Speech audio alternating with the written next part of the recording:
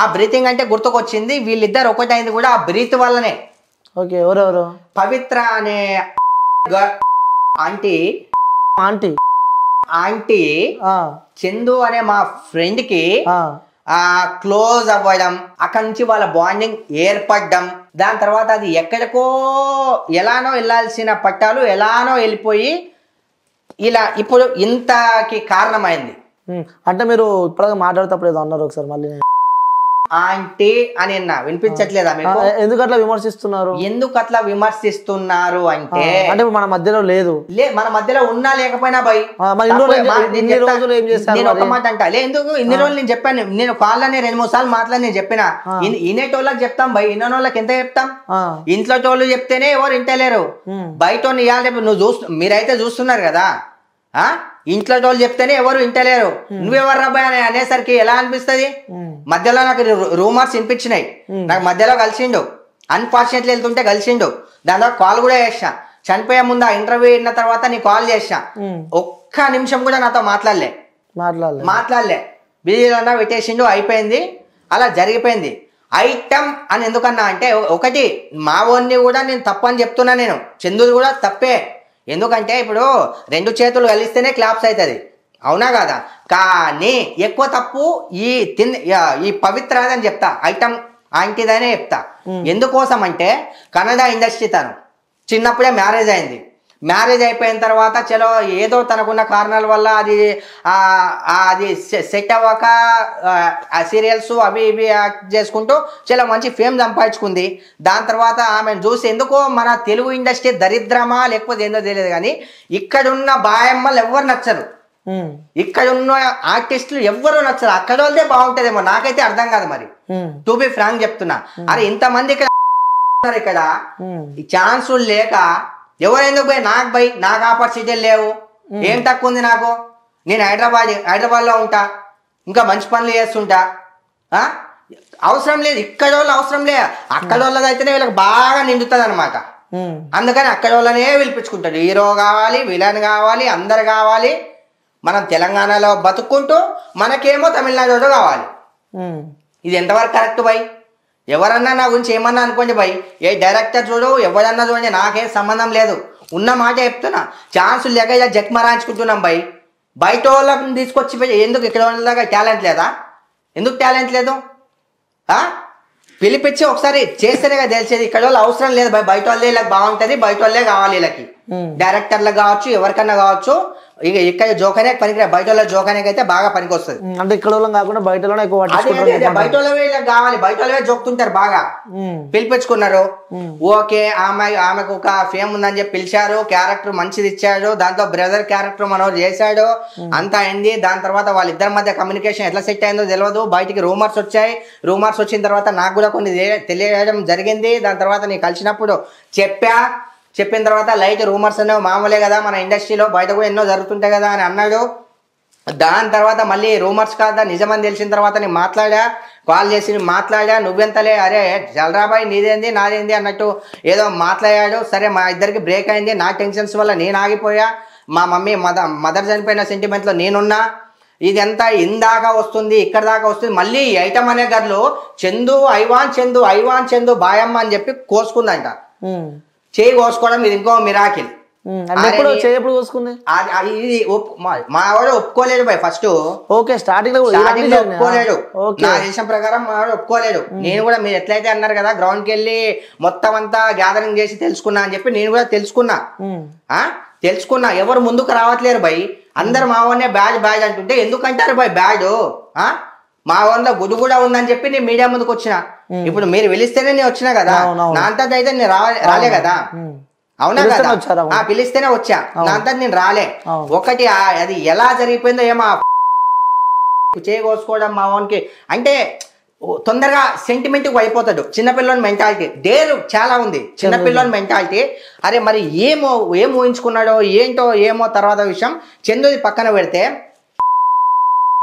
పెళ్లి అయిపోయి 45 సంవత్సరాలు 50 సంవత్సరాలు ఉంటే దగ్గర ఎందుకు ఆల్రెడీ మొగుడు ఉన్నాడు, 20-22 సంవత్సరాల పిల్లలు ఉన్నారు. నువ్వు ఆల్రెడీ కోల్పోయినావు.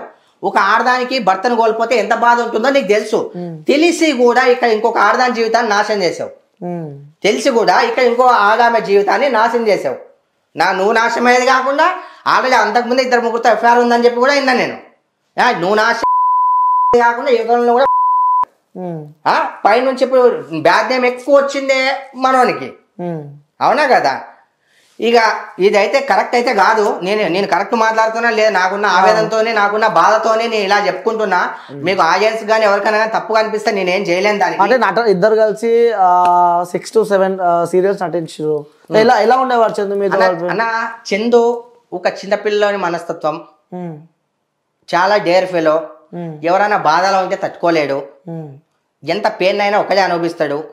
సంతోషాన్ని 10 మందితో పంచుకుంటాడు. చెడుని మాత్రం తనే పెట్టుకుంటాడు. చాలా మంచి వ్యక్తి.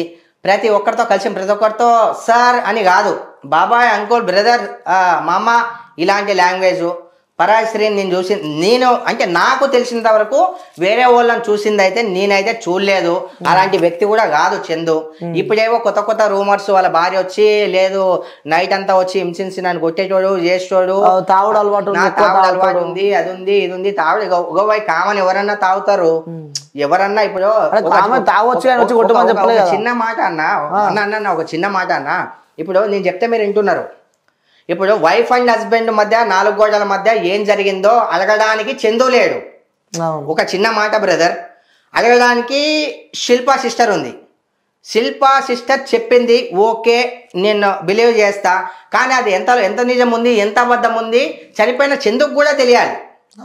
ఒక మాట అంటున్నా, ఎందుకంటే ప్లస్ మైనస్ ఆలోచించాలి బై. నా సొంత చెల్లెలనుకుంటా, నేను ఇద్దరు సైడ్ మాట్లాడతా. సొంత చెల్లెలు అనుకుంటా, ప్లస్ ఆలోచించాలి, మైనస్ ఆలోచించాలి. అలా అని చెప్పి చందు మీద అంతా నూకేయద్దు చనిపోయిన మీద.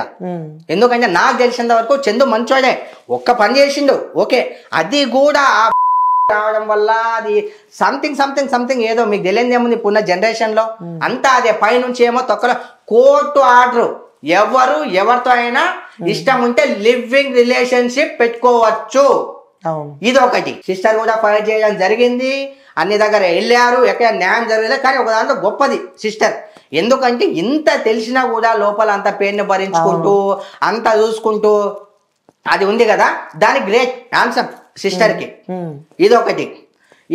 దాని తర్వాత లివింగ్ రిలేషన్షిప్ లో ఉన్నారు. తర్వాత బెంగళూరు వెళ్ళారు. ఓకే, మనోని చాలా మంది అంటున్నారు మనోని మొత్తం మెయింటైన్ చేసేది, అది చేసి ఇది చేసి అది ఎంతవరకు కరెక్ట్. ఇప్పుడు ఒకరికొకరు సహాయం చేసుకోవడం అనేది అది కామన్ అయిపోయింది ఈ మధ్యకాలంలో. దాని గురించి మనం ఎక్కువ మాట్లాడద్దు. కానీ ఇక్కడ ఒక విషయం ఏంటంటే, ఎలా అయితే ఏంది, ఒక పిల్లలు అనాథలు అయిపోయారు, పిల్లల తండ్రిని కోల్పోయారు, భార్య భర్తను కోల్పోయింది, వాళ్ళ పేరెంట్స్ కొడుకును కోల్పోయారు, అన్యాయం జరిగింది, ఆర్టిస్టులు రాలేరు. ఇది గుర్తుపెట్టుకోండి. రేపు పొద్దున ఎవరన్నా ఇప్పుడు చందు చేసింది అంటే వాళ్ళ మనసాక్షి తెలుసు, వాళ్ళు కూడా ఎంత తప్పు చేసిర్రో.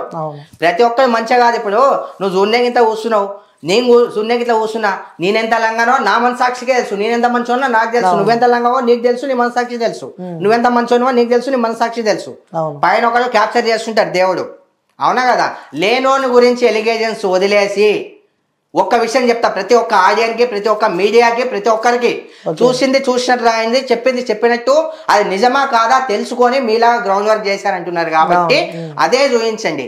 ఇంకో విషయం, నేను చూసిన ఈ 2-3 రోజుల్లో సరే కొంతమంది యూట్యూబ్ ఛానల్ వాళ్ళు కావచ్చు, అంటే నేను ఎవరిని తప్పు పట్టట్లేదు. యూట్యూబ్ అంటే నేను మా ఫ్రెండ్ క్యారెక్టర్ తెలుసు కాబట్టి ఒకరి దగ్గర నుంచి సాయం తీసుకోవడం మా వానికి అయితే నచ్చదు. నాకు తెలిసినంత వరకు నీ ఛాయ్ తాగితేనే తొక్కపై పెట్టుకో, నీకన్నా రెమ్యునరేషన్ నాకు ఎక్కువ, నేను కడతా అంటే మంచితనం. ఇప్పుడు చనిపోయింది, అతని ఆత్మ ఎక్కడ ఉంటది, చాలా రాంగ్ స్టెప్ తీసుకున్నాడు. దాని చాలా రాంగ్ స్టెప్ తీసుకున్న తర్వాత ఒక చిన్న మాట చెప్తా నేను. నన్ను ఎంతమంది తిట్టుకున్నా పర్లే, చనిపోయాడు వ్యక్తి, తను మన కళ్ళ ముందుకు రాడు. శిల్ప సిస్టర్, నా చెల్లెలు, ఓకేనా?